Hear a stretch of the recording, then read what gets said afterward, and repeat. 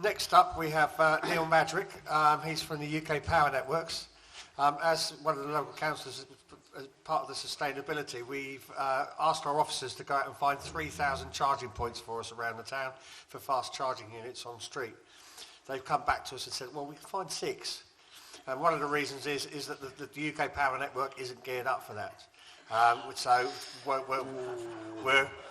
we were a little bit concerned, but having spoken to Neil, he's been working quietly behind the scenes for the last couple of years, assessing all of the area and finding out where we need to be boosting all of our power stations. So I'm quietly confident that by 2030 I will get my 3,000 charging units around the town, and we can all sort of move over onto our fast charging units. Thank you. So Neil, with that brilliant introduction, thank you. So, yep, I head up part of our connections business, and if we move to the next slide, you don't need to know much about me. So just to show you the area we cover, which of course includes the sunniest town in the country, well noted. So you'll notice that we've already connected in our region the most distributed generation of all of the country, so 9.3 gigawatts of distributed generation. That means generation that isn't at the central power stations that used to be the way everything was generated, and around half of that is renewable. So almost 4.5 to almost 5 gigawatts of that power is now renewable. And contrary to popular belief, we are still connecting a lot of renewable generation and other low carbon technologies. And I was just looking at the stats just before we came on. So this month alone, we have approved 1,600 PV domestic installations.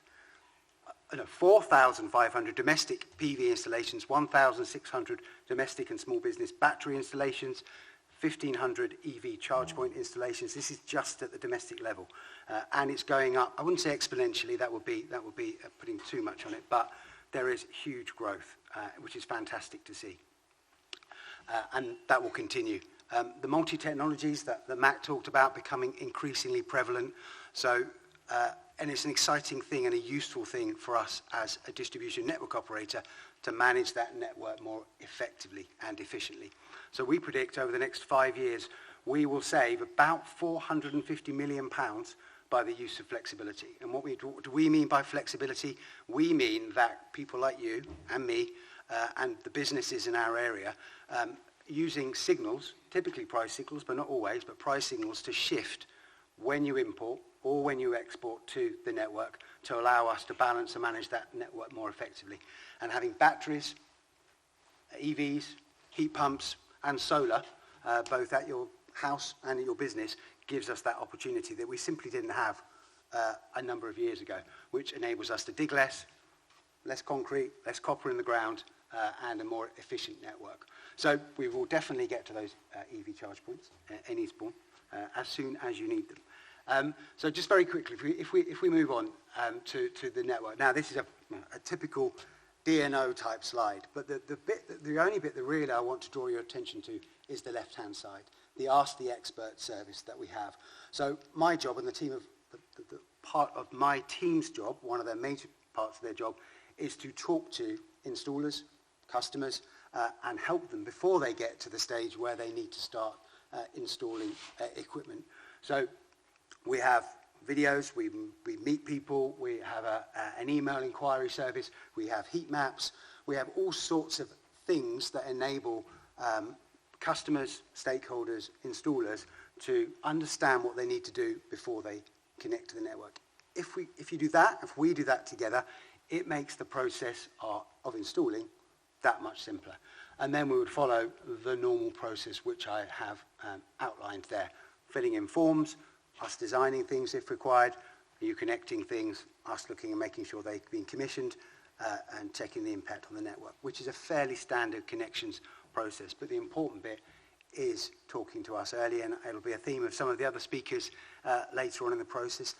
And that's important, to be honest, even at the small scale, as well as at the large scale. So this isn't about grid scale generation per se today, but at the grid scale, clearly you would speak to us, but actually there's benefits of speaking to the network operator even at the small scale when you're doing things.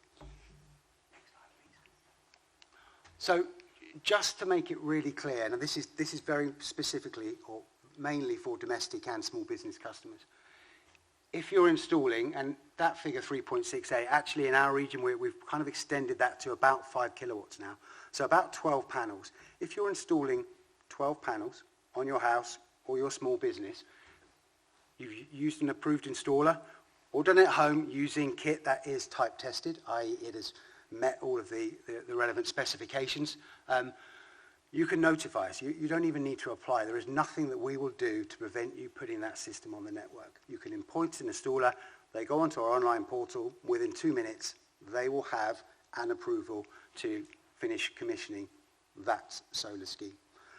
If they're adding a battery to that, slightly more complicated, but we work closely with the installers to make sure when they put in their sort of network diagrams and the specifications of their kit, again, they can get those battery and solar schemes, small scale, 12 panels, small battery, up to 5 kilowatts, notified instantly. So for us, particularly, it's about engaging early, understanding the installers, and the great news is, and you've seen a fantastic exhibition out there, there's lots and lots of new installers, lots and lots of new products. Our job as the network operator and our trade body, the Energy Networks Association, is to make sure we're keeping pace with the new technology, talking to the installers so we can follow that notification process. So those 1,600 PV installations that we've led onto the network, just in our region, just domestic this month, over half of those have just been a connect and notify. Nothing to do from a network operator perspective. When it gets slightly larger, absolutely.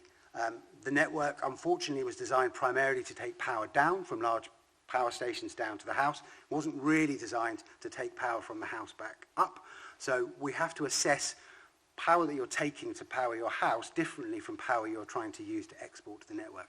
And the engineering and the power side of it is slightly different. So there is some assessment we have to do. And one of the general rules of thumb is this. You can't really have a larger export system than your import system. That's kind of rule number one. So if you have a domestic house or a small business and you're on a standard 100 amp supply, 22 kilowatts, typically for a single phase, you can't really export more than that. Otherwise you'd have to upgrade your whole electricity supply to your house or your small business, which would cost you money as well. So understanding the size of the supply in your business or your house is important. Understanding what you want to do with that energy. So we heard in the last session and in other sessions about batteries. If you're looking to utilize all of that solar in the house or in the business and not export to the network, a zero export generation, actually, again, there's nothing for us to do. We will ensure that is notified and completed as quickly as possible.